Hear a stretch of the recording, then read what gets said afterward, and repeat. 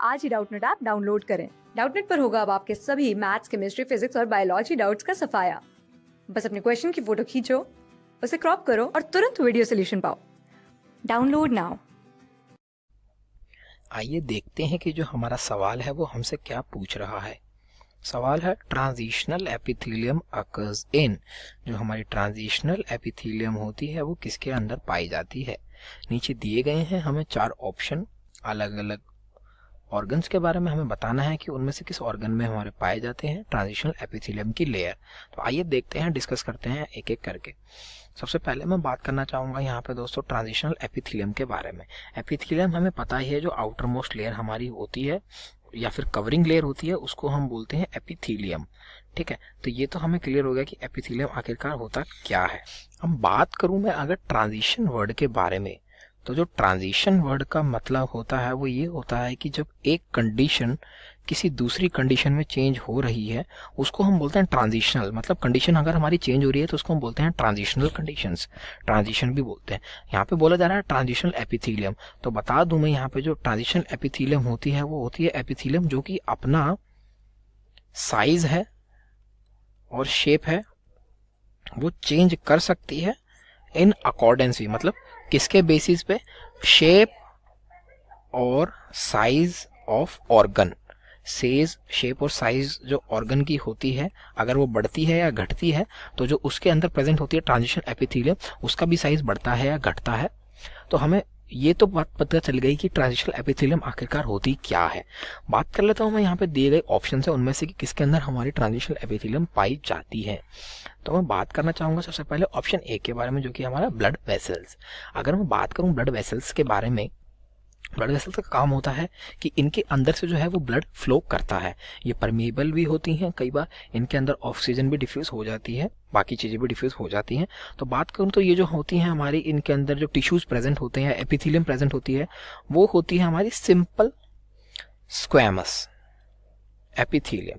Simple squamous जो होती है वो होती है फ्लैटेंड सेल्स होते हैं। मतलब फ्लैटेंड सेल्स होते हैं हमारे इस प्रकार से, वो अरेंज होते हैं एक दूसरे के साथ में, तो ये हो जाता है हमारे सिंपल स्क्वैमस टाइप। तो ब्लड वेसल्स के अंदर ट्रांजिशनल एपिथेलियम नहीं पाई जाती हैं, इसलिए ये ऑप्शन हो जाता है हमारा गलत। आइए बात करते हैं हमारे ऑप्शन 2 के बारे में, जो कि हमें दिया हुआ है ट्रैकिया। अगर मैं बात कर रहा हूँ यहाँ पर ट्रैकिया के, तो जो एपिथेलियम हमें ट्रैकिया के अंदर पाई जाती है वो होती है स्यूडो स्ट्रेटिफाइड, यानी कि लगता है कि वो लेयर्ड होगी बट लेकिन होती नहीं है। तो स्यूडो स्ट्रेटिफाइड कॉलुमर एपिथेलियम। कॉलुमर मतलब का होता है कि जो उसकी एपिथेलियम है वो लंबे लंबे कॉलम्स होती हैं, ना कि फ्लैट सेल्स। कुछ ऐसे से होते हैं हमारे कॉलुमर एपिथेलियम। तो ये प्रेजेंट होते हैं हमारे ट्रैकिया के अंदर। वो भी स्यूडो स्ट्रेटिफाइड, मतलब एक सिंगल लेयर ही होती है। लगता है हमें कि डबल लेयर होगी बट वो नहीं होती, वो एक सिंगल लेयर ही होती है। देखा जाए तो यहाँ पे ट्रांजिशनल एपिथेलियम इसके अंदर भी प्रेजेंट नहीं होती है, तो जो ऑप्शन हमारा हो जाता है बी, वो भी हो जाता है यहाँ पे हमारा गलत।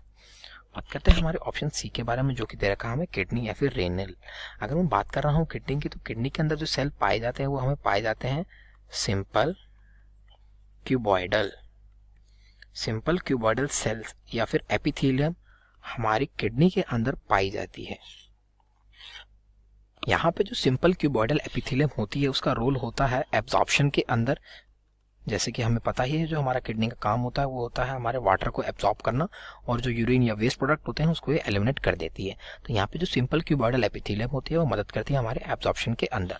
जैसे कि हमने देख लिया यहाँ पे भी हमारे को ट्रांजिशनल एपिथेलियम के बारे में कुछ नहीं पता है या नहीं होती है, तो हम इसको भी बोलते हैं कि ये जो हमारा ऑप्शन सी है ये भी हो जाता है गलत। यहाँ बात करते हैं हमारे ऑप्शन डी के बारे में, जो कि यूरेटर या फिर यूरिनरी ब्लैडर। अगर मैं बात करता हूँ हमारे यूरिनरी ब्लैडर के बारे में, तो जो यूरिनरी ब्लैडर का फंक्शन होता है वो ये होता है कि जो हमारा जो यूरिन होता है ये उसको करता है स्टोर। यस, ये यूरिन को करके रखता है स्टोर, और जैसे ही हमारा ब्लैडर जो है वो पूरी तरह से भर जाता है या फिर फुल हो जाता है, वो प्रोड्यूस करता है केमिकल सिग्नल्स, मैकेनिकल सिग्नल जो हमारे जाते हैं ब्रेन के पास, और ब्रेन से हमें सिग्नल मिलता है कि हमें जो यूरिन है वो एक्सक्रीट करना पड़ेगा अब अपनी बॉडी के थ्रू। तो ये तो बात होती है हमारे यूरिनरी ब्लैडर की। बता दूं इसमें हमारा यूरिन स्टोर होता है, तो जो इसका साइज है वो बढ़ता या घटता रहता है, क्योंकि हमारा जो वॉल्यूम है यहाँ पे यूरिन का वो भी चेंज होता रहता है। तो जो हमारी ट्रांजिशनल एपिथेलियम जिसकी हमें बात करनी है वो हमारी प्रेजेंट होती है यूरिनरी ब्लैडर के अंदर। क्यों? क्योंकि जो हमारा यूरिनरी ब्लैडर है उसका साइज डिक्रीज या इंक्रीज होता रहता है या फिर एक्सटेंड या कॉन्ट्रैक्ट होता रहता है यूरिन या फिर लिक्विड जो है हमारा यूरिन उसके वॉल्यूम के ऊपर। इसलिए यहाँ पर ट्रांजिशनल एपिथेलियम का होना बहुत ही ज़रूरी हो जाता है ताकि जो ब्लैडर है उसका जो साइज़ है वो इंक्रीज या डिक्रीज हो सके। तो जैसे कि हमारा क्वेश्चन पूछ रहा था यहाँ पे हमें बताना था कि जो ट्रांजिशनल एपिथेलियम होती है वो किसके अंदर पाई जाती है। जैसे कि हमने देखा यहाँ पे जो हमारा यूरेटर या फिर यूरिनरी ब्लैडर होता है उसके अंदर हमारी ये ट्रांजिशनल एपिथेलियम पाई जाती है। So the right answer is option D, that is ureter और urinary bladder. Thank you. Class 6 से 12 से लेके नीट, IIT, JEE मेंस और एडवांस के लेवल तक 10 मिलियन से ज्यादा स्टूडेंट्स का भरोसा। आज ही डाउनलोड करें डाउटनेट ऐप या व्हाट्सएप कीजिए अपने डाउट्स 8400 400 400 पर।